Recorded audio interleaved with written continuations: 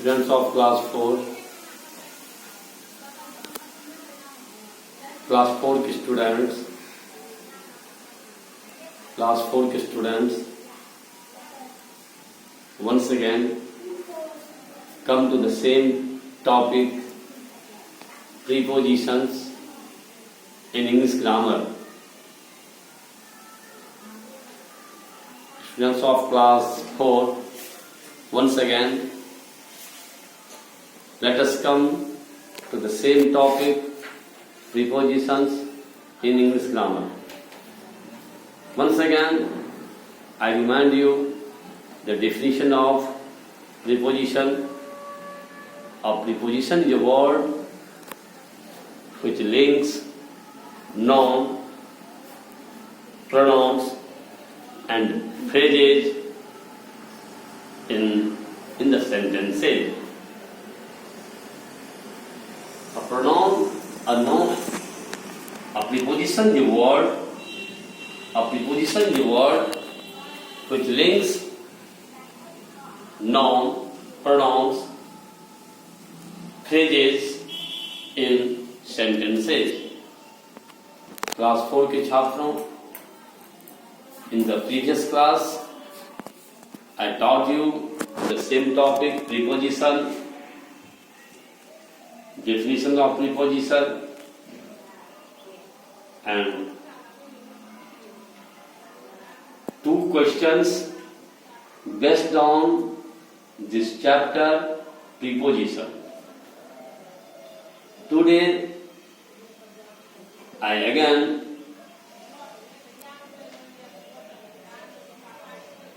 teach you preposition and I answer question number 3rd and 4th. In question number 3rd, there are blank spaces and you have to fill in the blanks with between and among.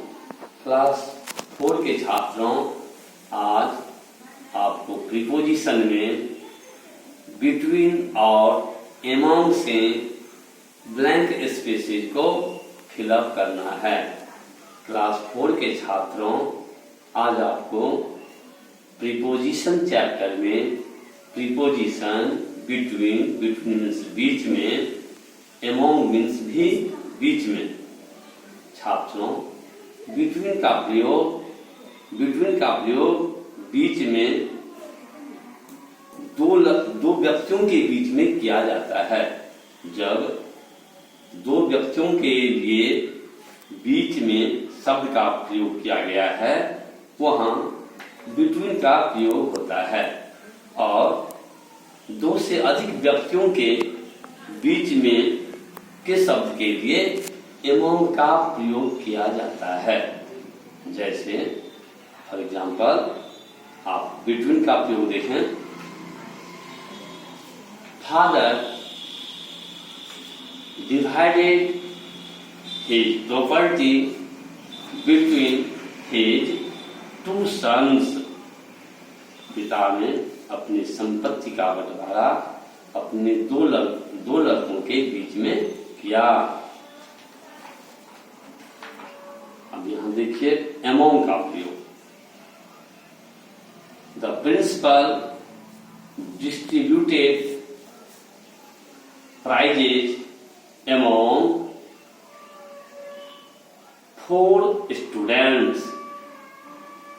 The principal distributed prizes among the students who won the competition. The principal distributed the prizes among those students who competed for the competition. प्राचार्य ने उन लड़कों के बीच में पुरस्कार का वितरण किया जिन्होंने प्रतियोगिता जीता था।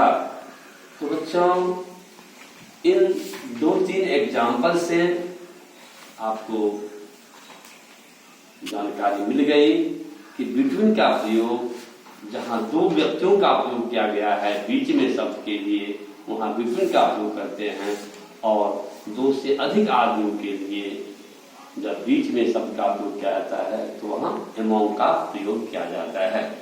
Now let us see some of the blank spaces given in your book English grammar question number 3rd. Let us come once again.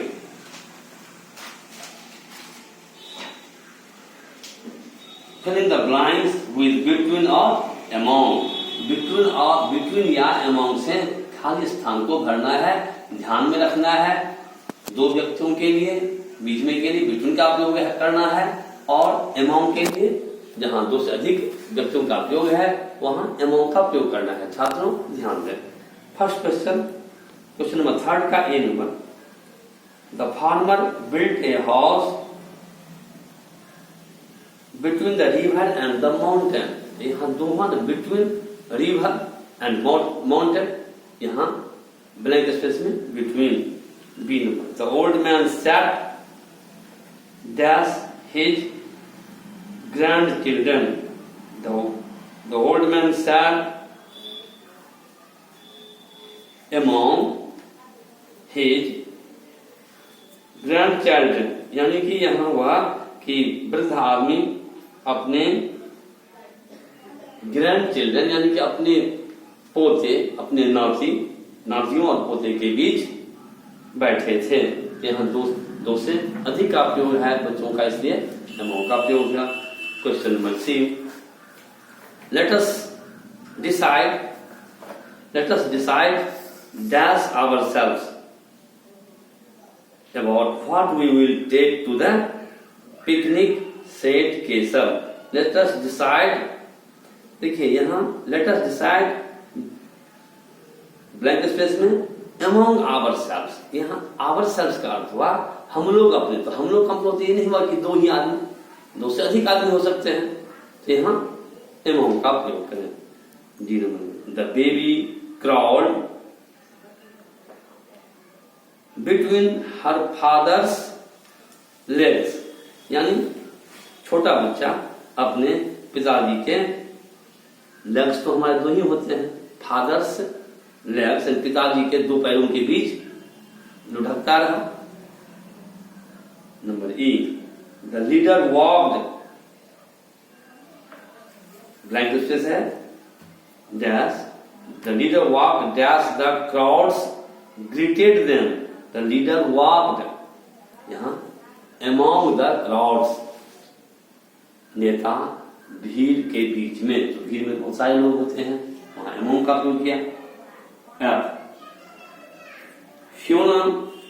Fiona shared the cake dash herself Anna, Mega and Hazel. यहाँ Fiona shared the cake, यहाँ अन्ना, mega and hassle, यहाँ तो 2 से अधिक आदमियों का प्रयोग हुआ है, इसलिए Fiona shared the cake among herself, Anna, Mega and Hazel. The monastery is hidden dash the tree, यानी मोनेस्ट्री पेड़ों के झुरमुट में, पेड़ों के बीच में छिपे हुए थे, तो यहाँ the monastery is hidden among the trees. What is the difference? खाली स्थान है, blank space, a crow and a rook. यहाँ 2 है, a crow and a rook, तो यहाँ between का प्रयोग होगा। अब question number 3rd completed. Now let us come to the question number 4. Fill in the blanks using for of since. Class 4 के students, आपने टेंस पढ़ा होगा, मैंने टेंस पढ़ाया भी है। और फिर समय रहते हुए मैं आपको वन सेकेंड टाइम फिर एक बार क्या 2 बार भी 3 बार भी मैं टेंस फिर पढ़ाऊंगा, क्योंकि टेंस जितने बार भी पढ़ेंगे वह कम ही है। टेंस का प्रॉपर नॉलेज होना आवश्यक है, प्रीपोजिशन का भी प्रॉपर नॉलेज होना आवश्यक है, क्योंकि प्रीपोजिशन न केवल स्कूल एग्जाम में बल्कि आगे आप पढ़ेंगे तो आपके कॉम्पिटिटिव एग्जाम्स में भी प्रीपोजिशंस का प्रॉपर यूज पूछा जाता है। तो क्वेश्चन नंबर 4 में हम आए, यहाँ बोल रहे थे फॉर और सिंस का उपयोग प्रेजेंट परफेक्ट कंटिन्यूअस में, पास्ट परफेक्ट कंटिन्यूअस टेंस में फॉर और सिंस का उपयोग किया जाता है। और फॉर का उपयोग ध्यान रखें बच्चों, 2 दिनों, for 2 days, for 2 hours, for 2 years, for 5 years, यानी कि पीरियड ऑफ टाइम के लिए फॉर का उपयोग किया जाता है। सिंस का उपयोग पॉइंट ऑफ टाइम के लिए, एक निर्धारित समय के लिए किया जाता है। जैसे since 2005, since 2095, since his childhood, इन सब सेंस में, इन सब अर्थों में सिंस का उपयोग किया जाता है। और फॉर का उपयोग मैंने अभी जस्ट बताया। अब ये जो आपके पास अभी हम बता रहे हैं फिल इन द ब्लैंक्स, उससे और भी क्लियर हो जाएंगे फॉर और सिंस का उपयोग। Let us come to the question number 4। Fill in the blanks using for और सिंस। फॉर और सिंस से ब्लैंक स्पेस को भरना है। I have been living in Chennai for 10 years। मैंने आपको भी बताया कि प्रेजेंट परफेक्ट कंटिन्यूअस टेंस में फॉर का उपयोग होता है। This is a perfect example of present perfect continuous tense, जिसका अर्थ हुआ कि मैं चेन्नई में 10 वर्षों से रहता आ रहा हूं। यह प्रेजेंट परफेक्ट कंटिन्यूअस टेंस है। यहाँ for 10 years। B number, I have not seen you dash a week, for a week, यहाँ भी for a week. Number C, I have been waiting, यहाँ point of time, I have been waiting since 11:30। मैं आपको 11:30 बजे से ही इंतजार कर रहा हूं। अब question number D, I have lived here for 7 years।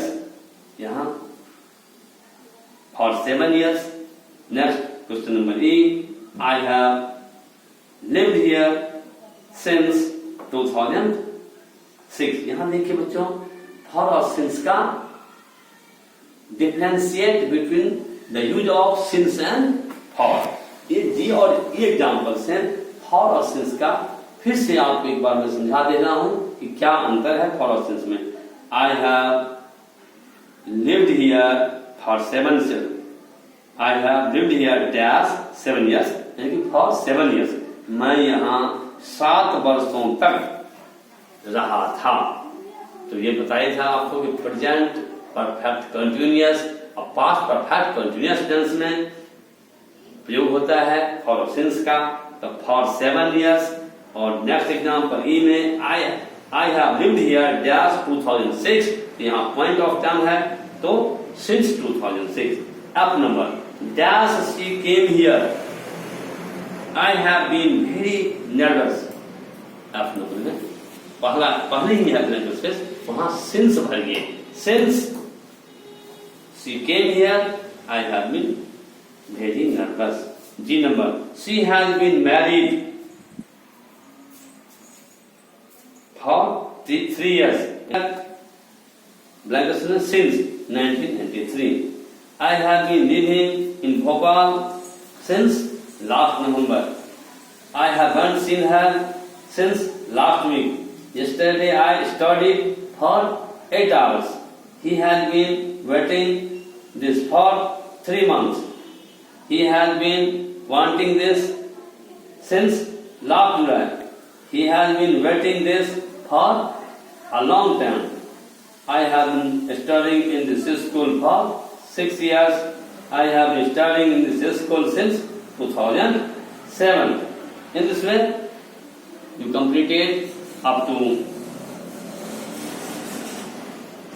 P number. Next, I shall do you in the next class. Thank you.